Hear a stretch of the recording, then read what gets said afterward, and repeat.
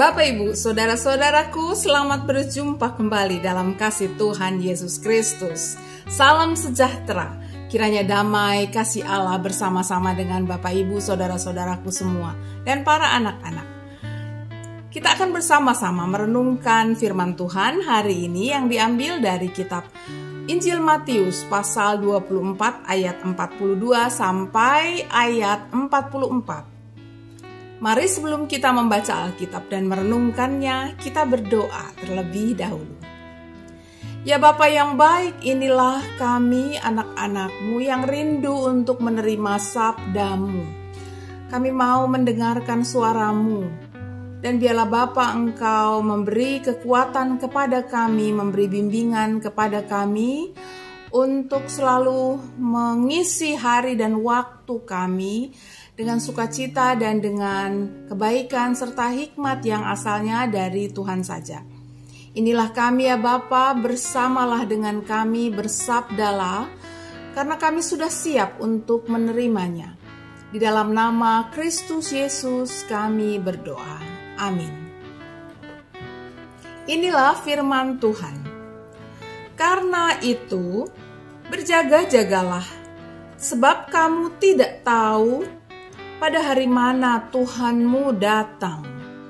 Tetapi ketahuilah ini, jika tuan rumah tahu pada waktu mana pada malam hari pencuri akan datang, sudahlah pasti ia berjaga-jaga dan tidak akan membiarkan rumahnya dibongkar.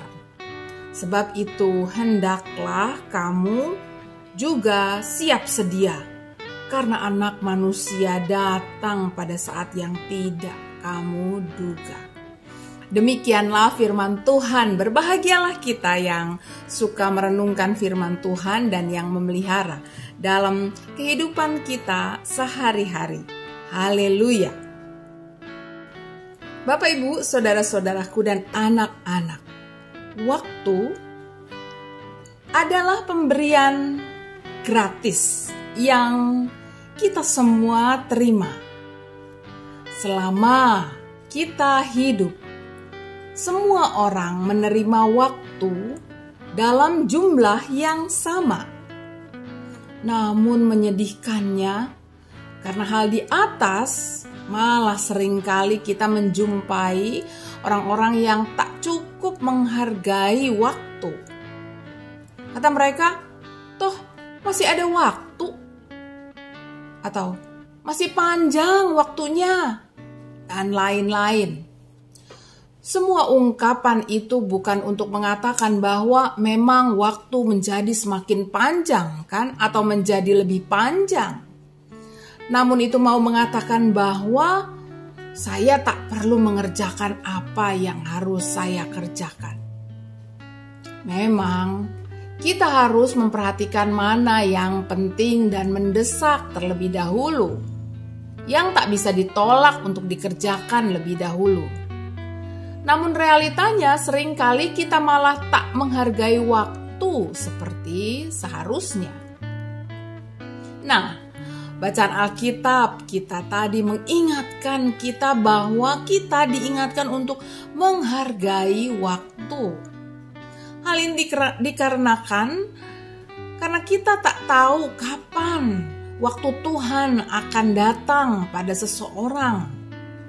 Kedatangan Tuhan dalam bacaan ini adalah sebuah peristiwa bahwa seseorang akan diambil nyawanya oleh Tuhan, dapat dengan tiba-tiba, tanpa tanda dan pemberitahuan. Kita sungguh tak mengetahui kapan saat itu datang. Nah, dalam pemahaman ini lalu kita memandang bahwa waktu itu adalah kesempatan yang diberikan kepada seseorang untuk hidup. Dan waktu untuk hidup itu bukan tidak ada batasnya, seperti yang kita kehendaki. Waktu ada batasnya. Bahkan batasnya sendiri pun tak kita ketahui. Semua itu, saudara-saudaraku, ada dalam kehendak Tuhan. Tuhan dapat merenggut nyawa seseorang yang dengan waktu yang tidak bisa diprediksi, dengan cara-cara kematian yang juga beragam. Pemahaman bahwa waktu Tuhan tak dapat kita kendalikan semakin kita hayati pada masa pandemi ini. Kita dan saudara kita yang kehilangan kekasih sahabat kita secara mendadak. Kita merasakan kehilangan yang mendalam karena COVID-19 ini. Pandemi ini sungguh membuka mata hati dan pikiran kita bahwa waktu Tuhan sungguh di luar harapan dan rencana kita. Karena kita tak dapat mengetahui kapan waktu kita akan selesai di muka bumi ini, maka kita dipanggil untuk menghargai waktu dengan mengisinya sebaik dan sebijak mungkin. Dalam masa seperti ini kiranya isi dari bejana hati kita diperbanyak dengan kasih satu kepada yang lain. Isilah bejana hatimu lebih besar dengan kasih kepada kerabatmu, kepada keluargamu, kepada saudara-saudaramu, kepada sahabatmu, kepada sesamamu. Karena engkau dan saya memiliki waktu yang tidak kita ketahui kapan saat habisnya. Jangan gunakan waktumu untuk mengembangkan kebencian, permusuhan, pertengkaran yang bahkan seringkali disebabkan oleh sesuatu yang tak perlu. Marilah kita kembangkan kasih di dalam perbedaan dan tantangan yang kita hadapi. Tenangkanlah diri kita sendiri untuk tak memilih kemarahan dan keputusasaan dan egoisme. Agar yang utama yang kita sajikan melalui kehidupan kita adalah kasih yang membuat orang-orang di sekitar kita menjadi semakin dikuatkan, dihiburkan, dan diselamatkan dari berbagai kepedihan, sakit hati, dan kekelaman. Bapak, Ibu, saudara-saudaraku, dan anak-anak, kiranya kesempatan membawa damai kita bawa dimanapun kita berada. Di rumah kita kah, atau di gereja kah, dan sebagainya. Karena waktu kita terbatas. Mari isi rumah kita dengan kekuatan, sukacita dan damai sejahtera daripada keributan karena hal-hal sepele. Dibutuhkan bagi kita semua kerendahan hati dan rasa tanggung jawab untuk merajut suasana rumah yang menyenangkan di waktu yang kita tak tahu batasnya ini. Selain di rumah kita juga membawa sukacita dan damai sejahtera itu di lingkungan-lingkungan lain, di tengah masyarakat, tadi di gereja, atau dimanapun Tuhan menempatkan kita.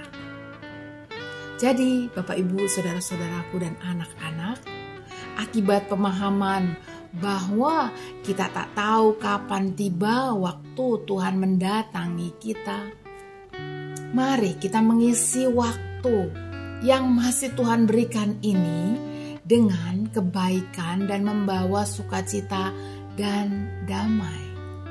Tuhan menolong kita semua. Amin. Mari kita berdoa. Ya Bapa yang menguasai waktu, inilah kami yang mau terus datang kepadamu, memohon kepadamu untuk memiliki kekuatan dan kebijaksanaan, untuk memiliki kemampuan untuk melihat dan melakukan, untuk mau menikmati dan merasakan di tengah-tengah waktu yang Tuhan berikan ini damai, sejahtera, dan sukacita serta kekuatan. Inilah kami ya Bapa.